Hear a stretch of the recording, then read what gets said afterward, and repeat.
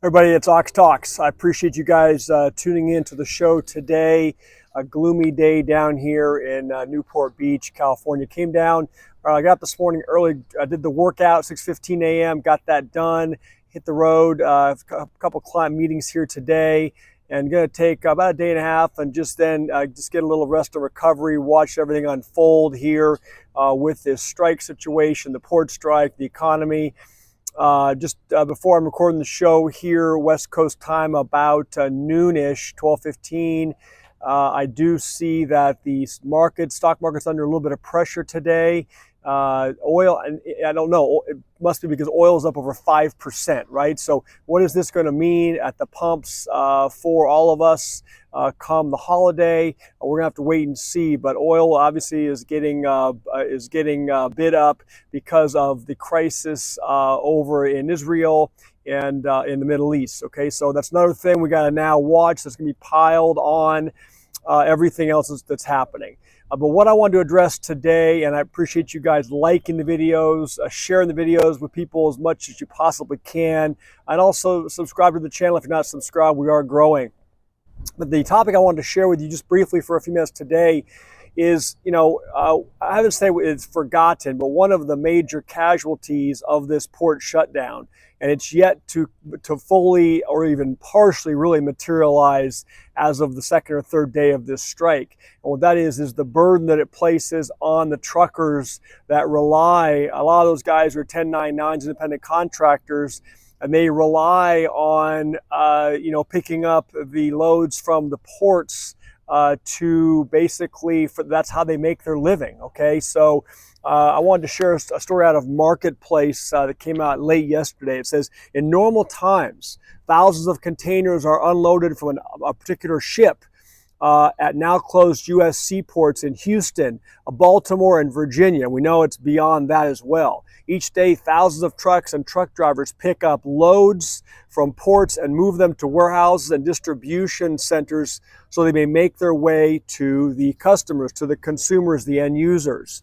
But when ports shut down, as they did, it says, on Tuesday morning because of a widespread dock worker strike, those drivers may not know what their next job will be. It says Tuesday wasn't exactly a chill day for Kyle, president of Houston area trucking company Jetco Delivery.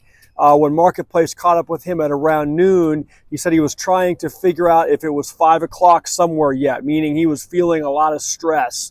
He worries about his drivers, he said, many of whom operate their own trucks and pick up containers from terminals at Port Houston daily. They're independent contractors, he says, a lot of them, and they don't get paid time off. They're sitting without a paycheck, basically, this guy says. And the article continues, the industry counts on many of these independent contractors and small businesses, business owners across the country. American Trucking Association's president, Chris Spears, said the vast majority of his members own fewer than 10 trucks. These are very small businesses that aren't able to shift in a strike, Spears said.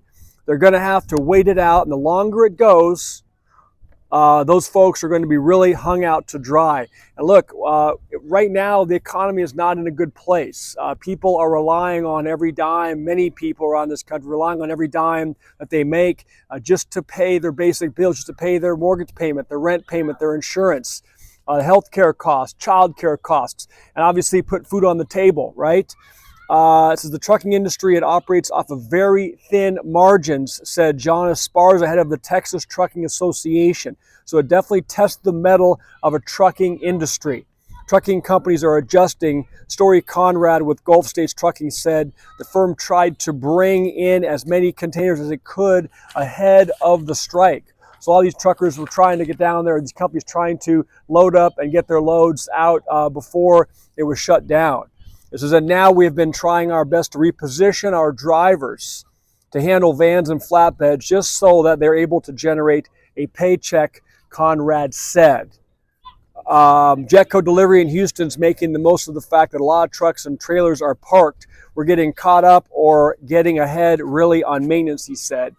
Because once the ports reopen, he said, they'll need every truck back on the road to catch up the orders.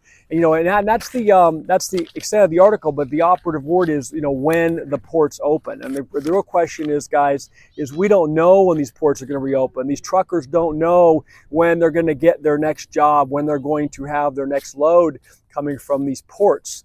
So this is really serious. Obviously, it's something that I'm going to keep updating you guys on. I've done several shows, on this port shutdown in the recent week, and I'm going to continue to do that because it is a serious thing hitting this nation at a time when there is just so much else going on, right? The economy is not at a good place. The consumers are not in a good place. They're sitting with, record amounts of credit card debt, paying on things that are still inflated, food and insurance and everything else that we talk about.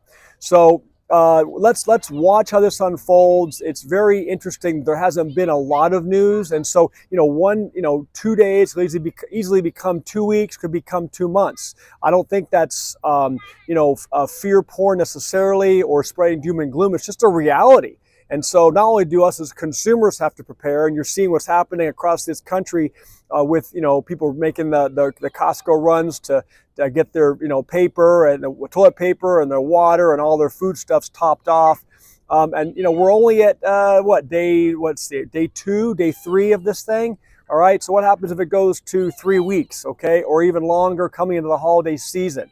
So obviously, as consumers, we're paying really close attention. If we're not, we should be. And doing what we have to do to prepare ourselves if this thing actually, digs in and goes, much longer. And then, of course, people in the trucking industry. By the way, if you guys are truckers, please leave a comment below. Let me know if you run loads from the ports, where, and what the impact is right now with you, with your families. Give us some information, on the ground information from wherever you're at in this country if you are in the trucking industry. And maybe you're in the trucking industry and you're not even running loads from one of these affected ports, and maybe you're feeling an impact anyway. And we have to wonder what the impact's going to be eventually on the West Coast. Not only the West Coast ports, but the West Coast trucking operations, the rail lines coming to the West Coast.